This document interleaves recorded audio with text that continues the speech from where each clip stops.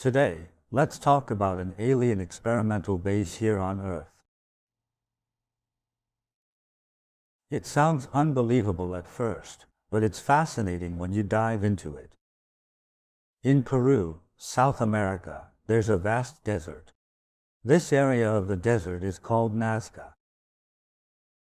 In this place, there appeared some truly magical art using the desert as a canvas. The artworks are enormous, ranging from several meters to 10 kilometers. How would you view such large drawings? Probably from the sky. The archaeologists named the drawings after the desert, calling them the Nazca Lines. The largest drawing I've seen is during the sunning of the Buddha ritual in Tibet. These carpet-style fankas can be tens of meters tall. The largest I've seen was around 80. The Nazca Lines are incredibly huge. In the 1930s, there was an American archaeologist named Dr. Paul. He was doing survey work in a plane when he accidentally looked down and thought, "That's strange. Why are there so many lines and patterns? These drawings are mostly straight lines and continuous one-line drawings. Like they didn't lift their pen while drawing. It's very precise and very symmetrical. The largest drawing is 10 kilometers long. It looks like it was drawn with a laser. And the longest line is not just on flat ground, it crosses over mountains. It's that impressive. Besides long continuous lines, it also mixes in many animal designs. Drawings of animals that fly, walk, and swim.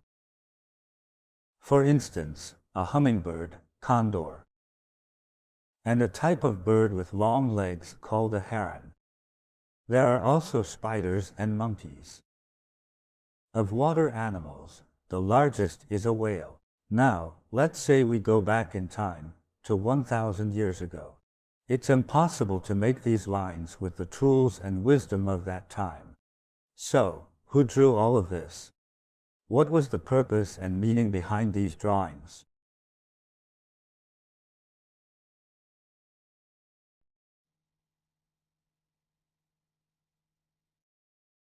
Let's open our minds and thoughts. Peru is a place filled with mystery and wonder. Just near the lines, a tomb was found. They excavated it and found this skull. It looks human, but it's skull bones. Are extra long, let's call them big-headed people, for now. The top of their head is really large. How big? About twice the brain capacity of normal humans. Some say this might be caused by a disease or illness, but scientists say it's definitely not human. A normal human skull is made up of 4 major parts.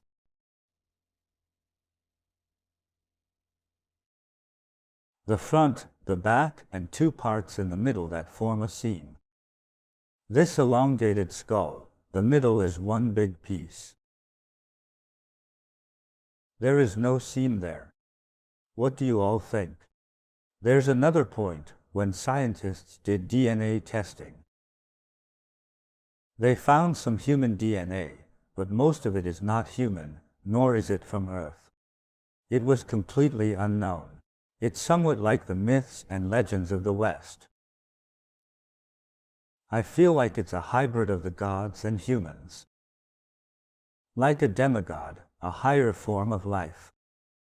This type of elongated skull has been discovered all over the world. In ancient Egyptian wall art, you can see them. They have tall, long-headed people too. In these stone carvings, the person not only has a long head, but also, compared to normal humans, is almost twice as tall. They found similar findings in the Mayan culture of Mexico. In their records and legends, the long-headed ones were their gods. They weren't human. And also in Western Asia, geographically speaking, present-day Iraq. The Sumerians believed their gods had such long heads. Were they really gods? From South America to North America, Western Asia, and even Egypt, we can tentatively call these elongated head beings gods. That is, a hybrid of gods and humans. I think those higher gods, they might be a kind of spiritual existence, more formless. Their existence and what we see as material substance are different. We talked about it in a previous episode. The gift from the gods, the potato.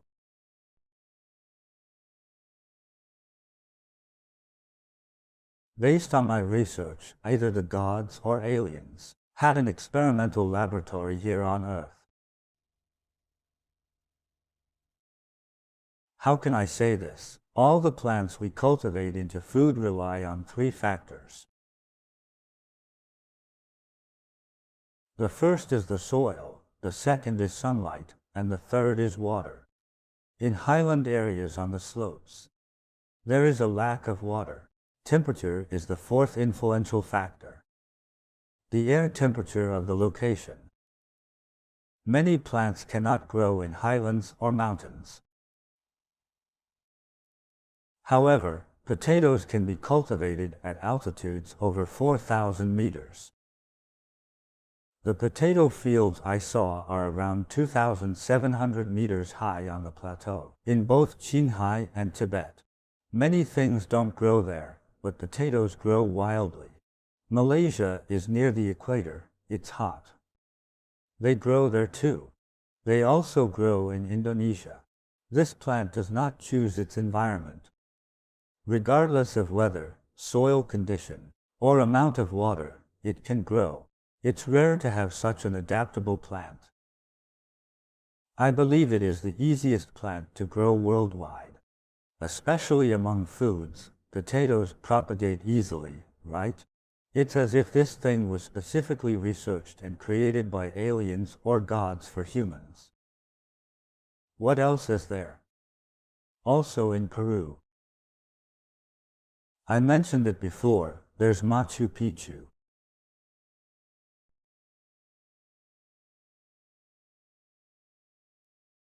Machu Picchu is quite magical. It is built on a mountain top at an altitude of over 3,000 meters. When it was built, they used stone to build water channels. But they built structures that allowed each level access to spring water throughout the year. Whether it's for washing or for drinking and irrigation. The water flows all year round without drying up. Looking at it with just the eye, it appears flat. The water flows at a 2-degree incline, which means it flows gently.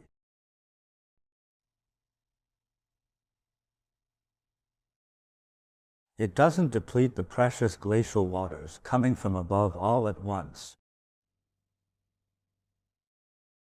It slowly trickles down. If the incline were slightly steeper, it would quickly run out and you'd be out of water. It looks level to the eye, but it has a subtle 2-degree incline. They built that. Today, in some research and construction, you can use instruments to help you see. It's called a level. Even going back 200 years, they had nothing, maybe a piece of string to help draw a line. But not a level. In this building, you won't see modern metals or plastics, right? Instead, it's made with stone, this unbelievable miracle. They utilize the giant rocks really well. It all fits snugly together. The quality of this construction and the scientific planning and manufacturing abilities are something I believe modern humans could not achieve. Among all the architecture on Earth, it is truly a miracle. It's not something humans can create. I think they are related to the earlier discovery of the demigod with a particularly large brain. There's another incredible and mysterious place. At first glance, it seems simple, but this place is extraordinary, a space-time gate known as the Gate of the Gods.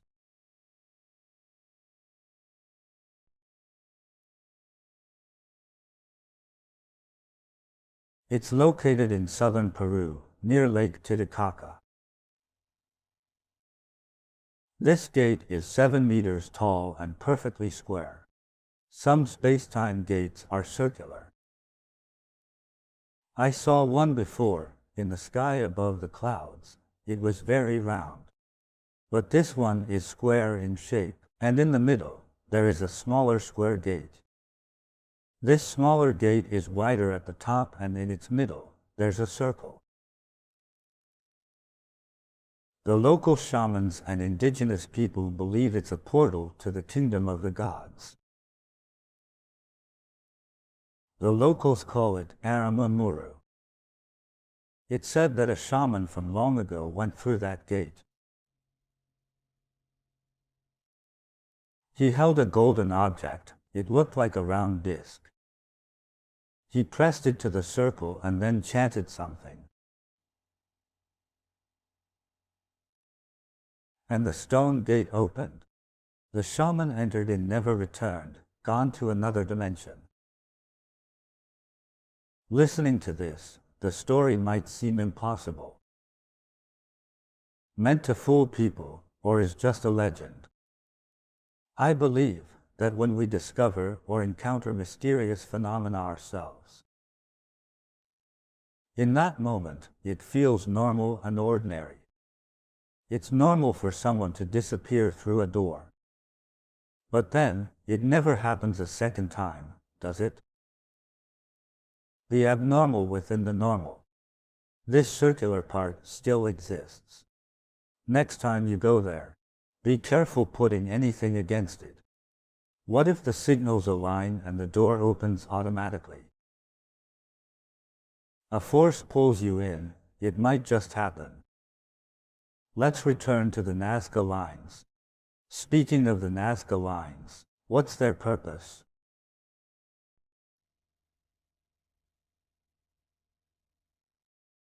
In the scientific community, there are many speculations. It's impossible to fully interpret them. No one can say for sure. We can only guess. A German archaeologist named Maria believes the lines form an astronomical book. They match celestial bodies seen in the sky. Understanding the lines would help study the calendar, like understanding the solar terms.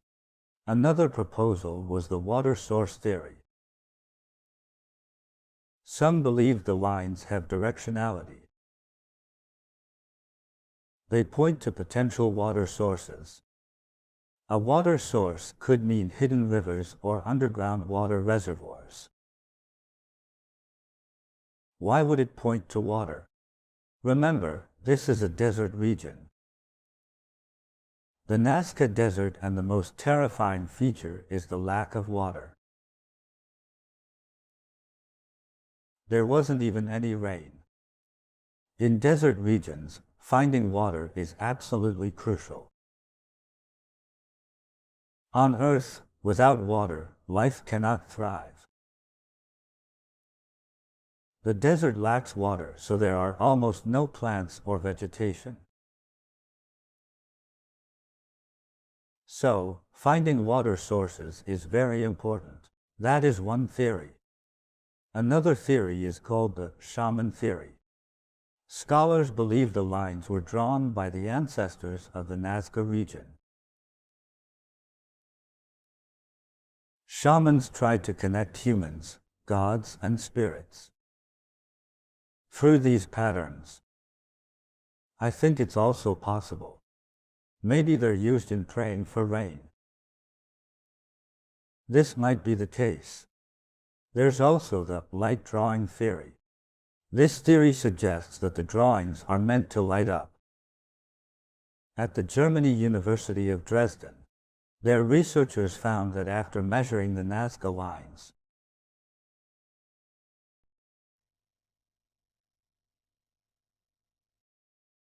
the electrical conductivity there is 8,000 times higher than the surrounding sand and rocks, which is incredible.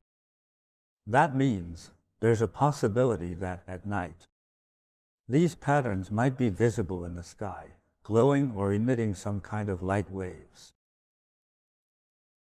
Yes, lots of light and waves. This theory is quite interesting. Personally, I have my own views. There are several as well. My first guess: the Nazca lines are directional signs for aliens or divine beings when coming to Earth. They are like road signs, for example, directing you toward New York.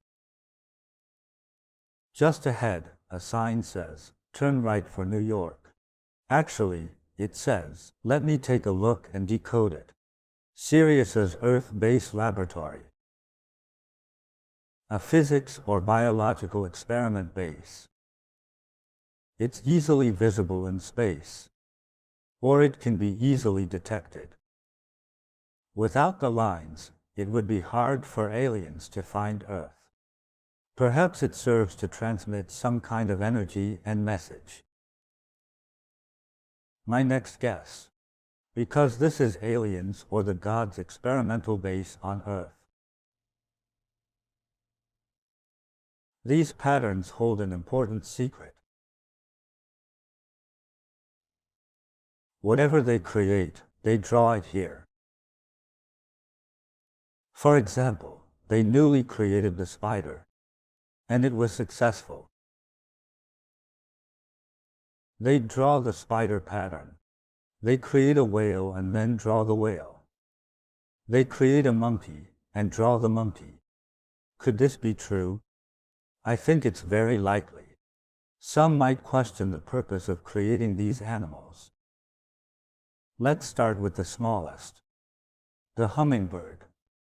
It's much larger than a bee, but much smaller than a sparrow.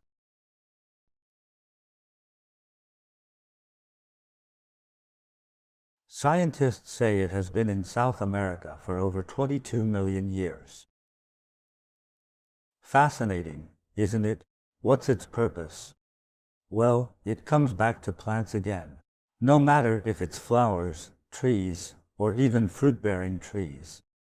They all require bees, butterflies, and hummingbirds for help with pollination. It's similar to how humans reproduce. If trees didn't have wind or hummingbirds to mix their pollen,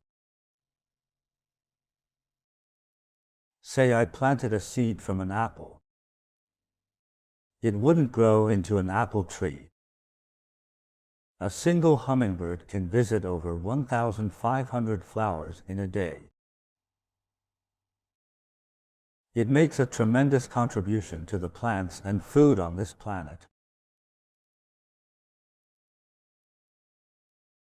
It's also helped expand biomimicry and how we view flight.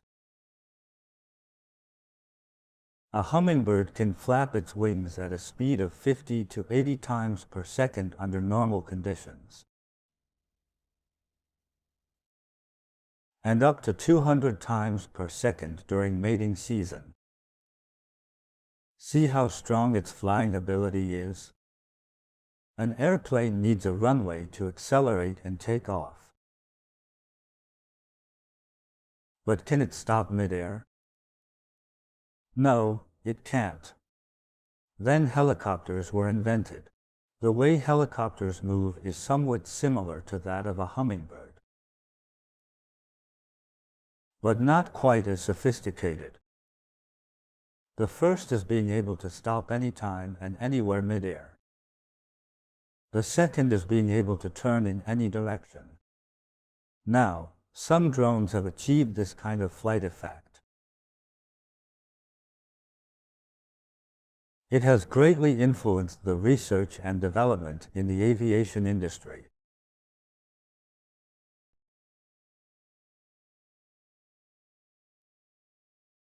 Look at this painting. You see a large bird that eats fish, a heron. Herons live by the river.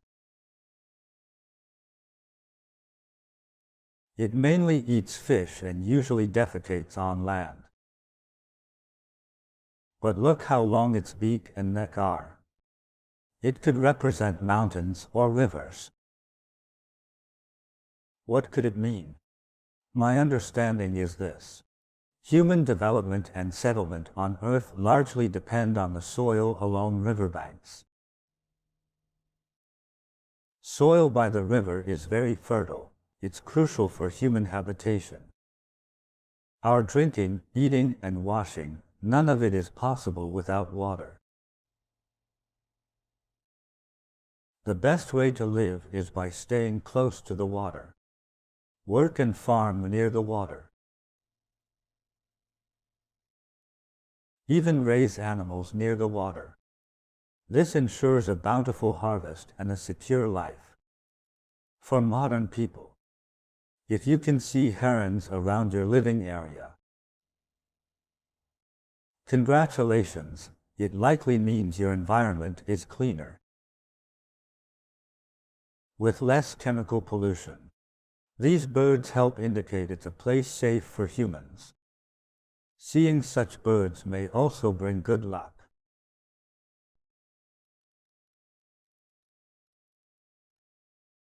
Next, let's talk about the vultures, also called the Andean condors.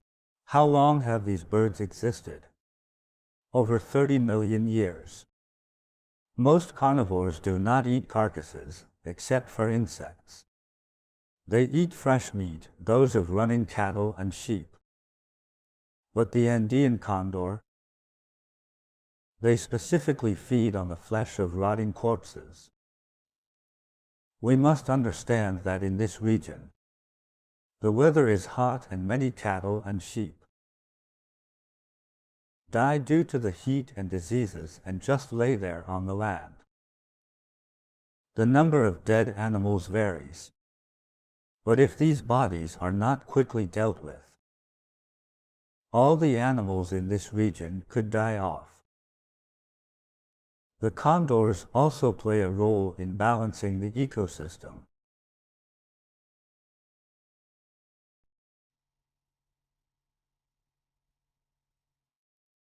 On to monkeys. They can survive in almost every region in the world. What role do monkeys play on Earth? First, they are extremely agile and are excellent climbers. Better and faster than any burglar climbing into houses. Monkeys are also restless. They pick a peach but rarely sit down to eat it. Usually, because they are timid and agile, they grab a peach and run off to somewhere else. They end up spreading peach pits hundreds or thousands of meters away. Then peach trees start growing there. That's how it is. I'll share a little-known role of monkeys in avoiding plagues. During war, armies needed many horses for the cavalry. Every year, horses would face equine epidemics that were very deadly. So, in the past, cavalry units always kept many monkeys. There were also naturally many monkeys in the forests. During the Ming Dynasty, there was a military position in the cavalry called Baimawan. It's the title the Jade Emperor gave the Monkey King. He took care of horses. What does it mean? The title means to ward off horse plague. It was specifically talking about a monkey helping ward off illness. It is said that when monkeys, especially the females, pee on the grass, and then horses eat the grass, they do not catch the plague. So, monkeys make a significant contribution to the forests and to humanity on Earth.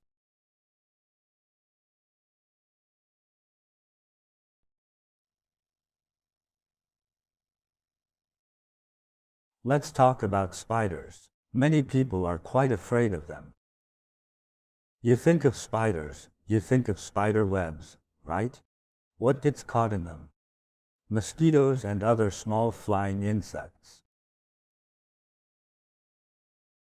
Many plagues and diseases that cause harm are often carried by mosquitoes. In Incan culture, spiders are viewed positively and considered auspicious. They are the gods' messengers and can avert disasters.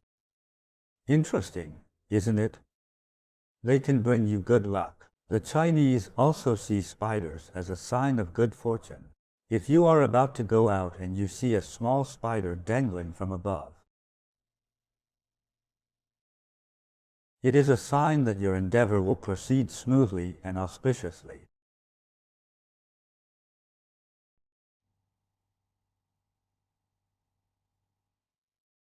Next, let's discuss whales. Whales are a kind of magical, super large creature. The most amazing thing about them is their feces.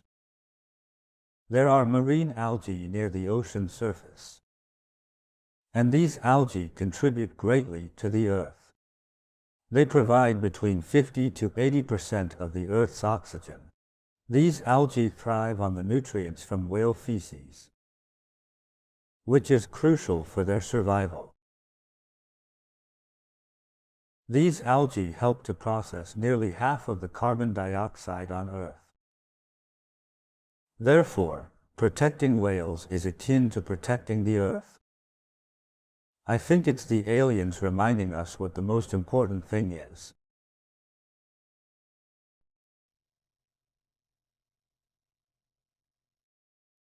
There's another interesting drawing. It shows a pair of hands. Look, one hand has 5 fingers, the other only 4. That's a total of 9 fingers. I looked again at the monkey. It also had 9 fingers. Could this be a coincidence? The German archaeologist, Maria, back in 1934, got an infection in her finger and had to amputate one. She never expected that in 1940 she'd go to Peru for an expedition. She fell in love with Nazca and stayed for a lifetime to do research. I think she was born for that purpose. That was her fate. The German scientist had 9 fingers. The monkey had 9 fingers. Those hands had 9 fingers. Could this be just a simple coincidence? We don't know. It's a secret. My next hypothesis. I think the lines have a special function. Like many of our phones, computers, and electronics today, they need to be charged.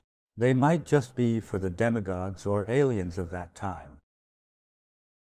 A place to charge and energize. For the Nazca Lines. Some might ask whether the energy it provides comes from the Earth or the cosmos.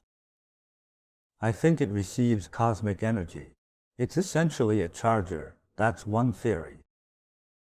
The second theory. The many lines drawn transmits lots of messages. Like sending a text message. For example, research this potato. What kind of data is needed? Then the alien gods transmit it to Earth, and the message comes along.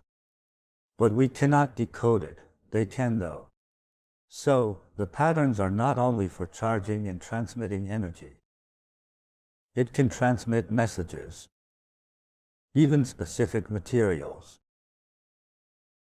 This alien hasn't been home for 18 years. He misses the durian and the peanuts from his home planet, and suddenly a whole bunch arrives. It might just be our imagination. Aliens or gods, when they reach that life state, they can get whatever they think of. One of the methods used is this place. I am letting my thoughts fly. I think it's a testing manufacturing plant. Like this energy. When it's time to make a spider, it's in the air. This energy gathers and gathers, and soon a spider forms in the air. Next, they make alpacas and whales in that way, like assembling this modern car. Here comes a tire, there comes a headlight, etc. It's like the God's assembly line of life. It might take 5 seconds and something is made. It has all the necessary energy and wisdom. They even have a super function. That is, they can self-replicate and propagate further. From alpacas to spiders to whales, they can all self-replicate. The aliens or gods have this research and manufacturing base here, creating the many life forms. It's really amazing. This is my speculation. The scientists are also guessing, is it really so? I'm subtly thinking of another point. You see, this is all desert area. The Egyptian pyramids are in the desert. It's a place where the gods or aliens find it easy to live. Maybe their home environment resembled a desert. At least with no surface water, right? They seem to prefer dry places. This reminds me of the photos sent from Mars. There are no rivers there. It seems very similar to the Martian surface. The first choice for NASA's research into space food was potatoes. And what will we eat on Mars? Potatoes. Learn to grow potatoes. They studied potato cultivation here. So if young friends want to go to Mars in the future, I think they should spend some time in Peru. This place is sacred. Currently, no one can decipher the drawings. It's like a recording tape from that time. We still haven't decoded the specific scientific messages contained within. If we could decipher these patterns and their messages, who knows, the next Elon Musk could be you. The next great scientist could be you. That's all the sharing for today. Thank you for watching. And I wish everyone good health and happiness. See you on Mars.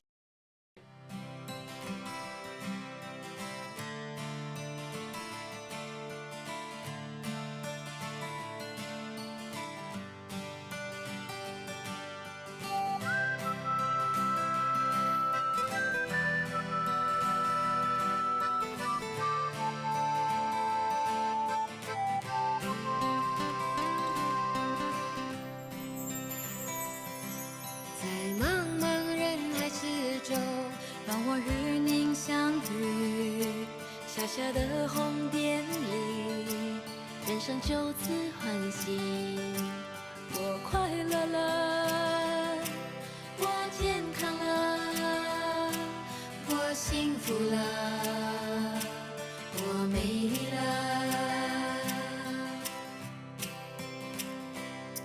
在茫茫人海之中，让我与你相遇。小小的红点里，人生变得神奇。我智慧了。